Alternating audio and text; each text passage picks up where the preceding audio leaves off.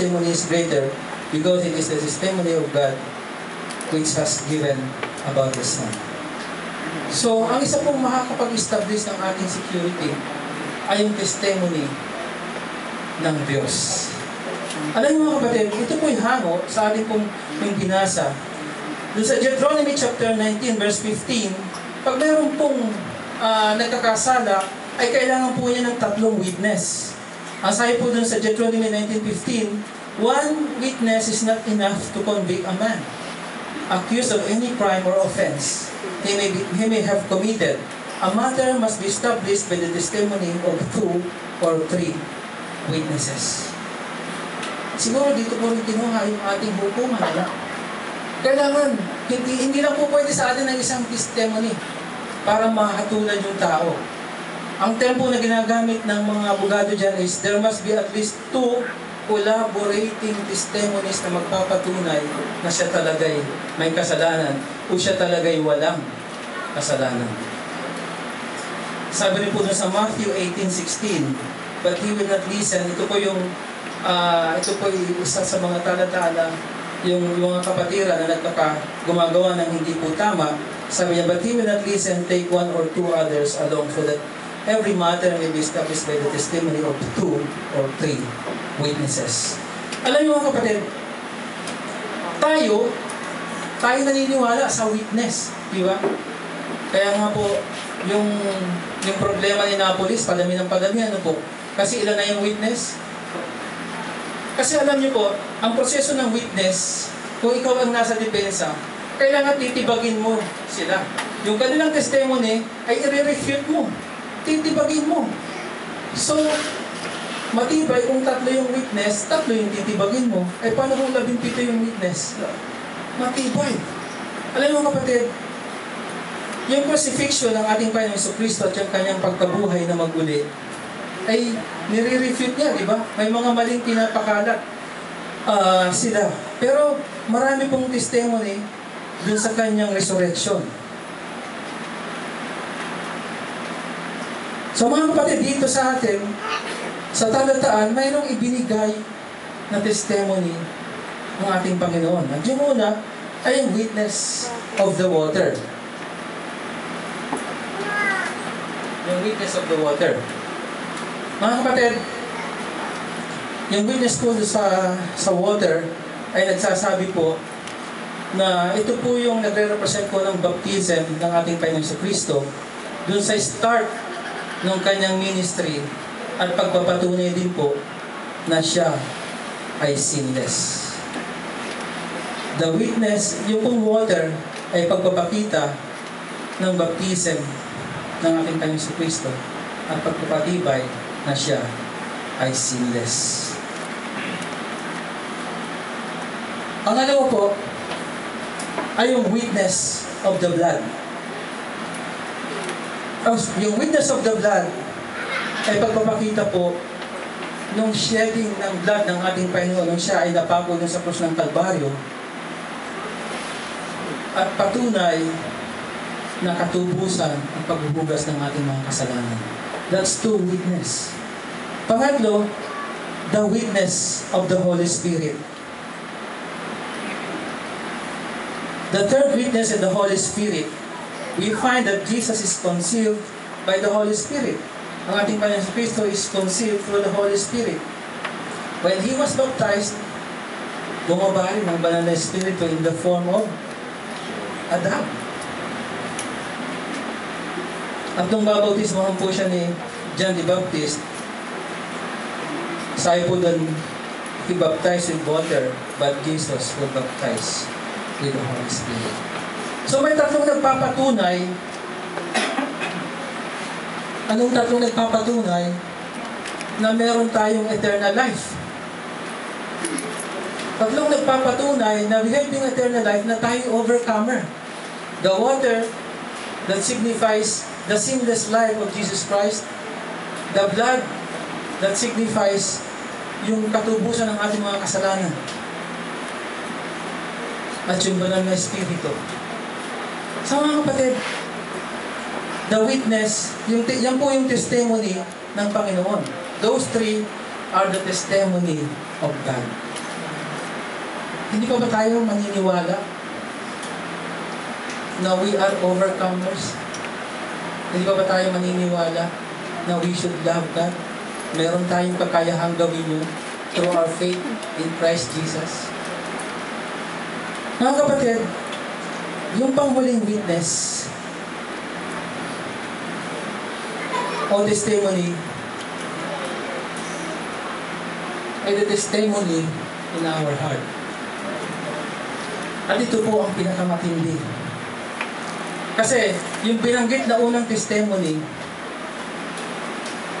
ay maaaring hindi natin, okay, yung Holy Spirit, yung water, yung blood, maaaring nakita natin, pero yung Holy Spirit, we do not see. Pero ito, yung the testimony in our heart, ay ganito po yan mga kapatid. Ang sabi doon sa verses 10 to 12, anyone who believes in the Son of God has this testimony in his heart. Anyone who does not believe, anyone who does not believe, God has made him out to be a liar because he has not believed the testimony God has given about his Son. And this is the testimony, God has given us eternal life, and this life is in his Son. He who has the Son has life. He who does not have the Son does not have eternal life. So mga kapatid, ito yung final witness. The testimony in our heart. Yung eternal life na meron tayo. Alam mo mga kapatid, sabi ko po kanina, once we receive Jesus Christ, our personal Lord and Savior, ang isang unang nababago ay yung ating pananaw. At kung alam mo meron kang buhay na walang hanggan, kung alam mo si Kristo ay nasa iyong puso, ano ang iyong pakiramdam? Sa John chapter 3, diba? Yung hangin, nakikita mo ba? Yung sinabi doon, na the wind blows, pinapahayag ng pagiging born again ay through faith. Sabi niya, nakikita mo ba yung hangin? Hindi, pero nararamdaman mo. Yung buhay na walang hanggan natin, nakikita mo ba? Alam mo kapatid, yung sinabi diyan, yung buhay ng eternal life, parang sabi mo, parang itong patutong ito ay malalaman ko pa pag ako'y patay na. Diba?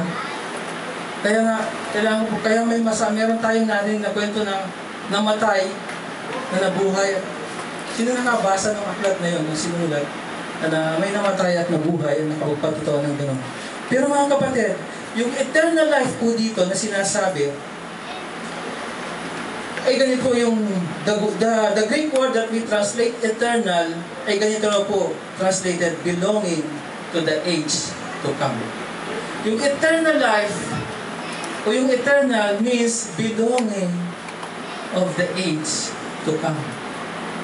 So kung alam mo na mayroon kang tunay na buhay na walang hanggan, ano ang iyong behavior?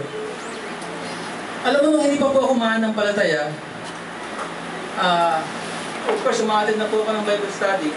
Pagkasama ko yung aking misis, nanliligaw pa lang po ako, papakilala ako. Ang tanong sa akin, Kristiyano ba siya? Na-offend po ako sa totoo lang. Pag wala na yung mga kaibigan, sabi ko, kaibigan niya, isayabang yung mga kaibigan. Kristiyano naman ako bininyagan ako Tapos sasabihin niya, pag siya namatay, bubudal sa langit. Sabi ko, napakayabang naman. Pero mga kapatid, totoo nga pala. Pag tinanggap mo si Jesus sa puso mo, yung testing na ng iyong heart na nasa puso siya at meron kang eternal life, iba ang pakiramdam. Ito mga kapatid, example ko, pero huwag niyo pong gagayahin. Nung ako po'y nasa probinsya, hindi pa kumananampalataya, alam niyo po sa probinsya, maraming gulo. Pag-a-attend kami ng sayawan sa kabilang baryo, sa kabilang barangay, kasi may mga trouble nun. Pag ako may nakasuklit na 29 sa baywang, matapang ako. Kahit patataglakan akong ganyan. Diba? Matapang. It dictates my behavior. Ito ba yung ibig sabihin ko? Kung alam natin na nasa ating puso si Yesu Cristo, how do we treat problem? Hindi po kaya parang yung kwento sa Biblia na natutulog si Jesus, yung mga alagad bumagyo. Tuliro na yung mga alagad Diba? Ginising si Jesus. Hindi po tayo dapat kapag yung mga alagad na yun, diba? Kung tinanggap natin si Jesus sa ating puso, hindi tayo natatakot mamatay. Malalaman mo po ang hindi mananampalataya eh. Diba? Sa hindi mananampalataya, dalawang kanilang kinatatakutan. Ano yung isa? Magsalita sa harap ng maraming tao. Diba? Pangalawa, mamatay. Dahil wala yung kinakatakutan.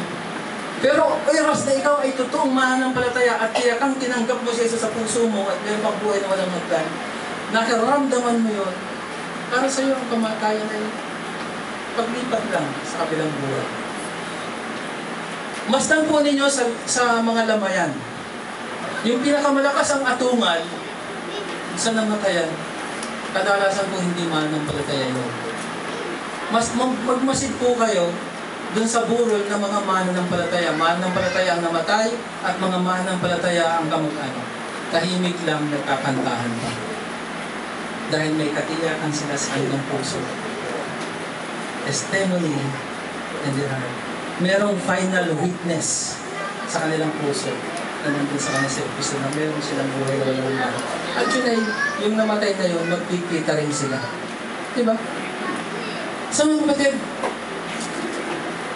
that's letter A. Letter B ay yung hindi lang po yung eternal life na final witness natin sa ating puso, kundi yung source of eternal life. Ang sabi po doon sa 11 to 12 ay ganito po. And this is the testimony of God has given us eternal life. And this life is in His Son. Because the Son has life, and he who does not have the Son of God does not have life. So mga kapatid, very interesting itong sinabi po ni Apostle John. This life is in His Son.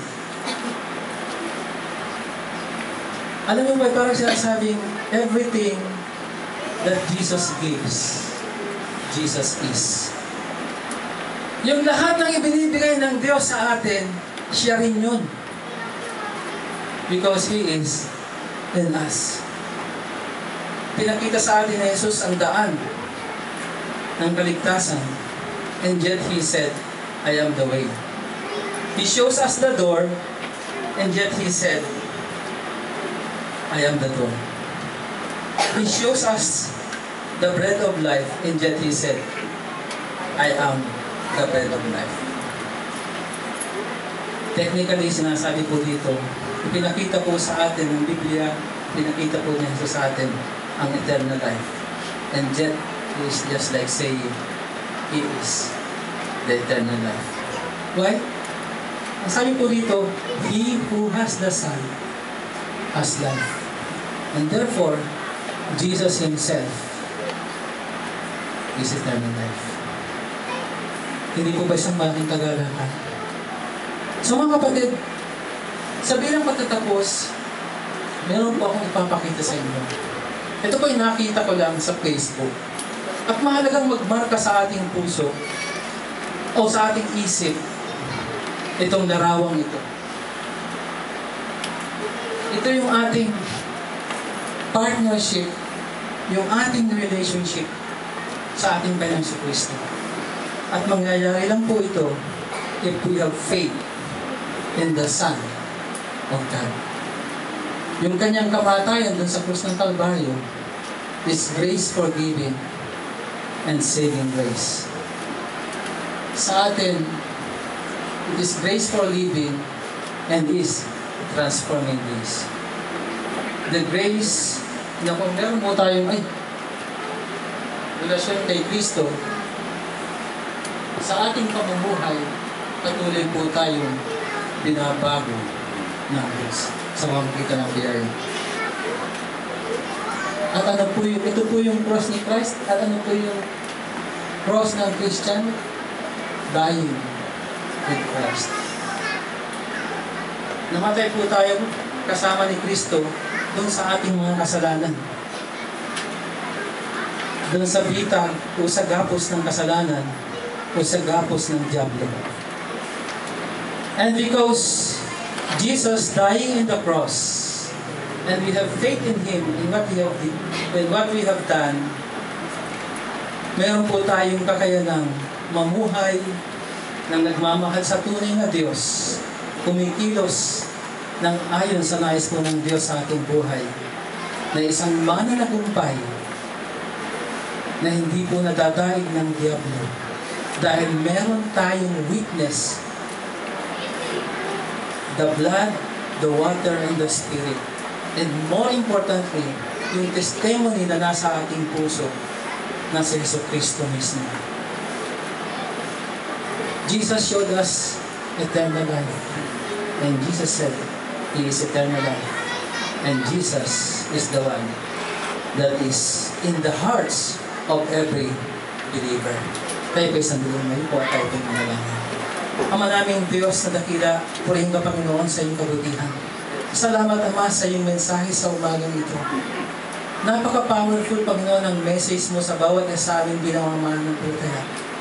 Na kung kami po ay may tunay na pananampalataya at kaugnayan sa aming Panginoong Jesucristo, wala po kaming reason kundi na mamuhay ng matalunan ng kaaway.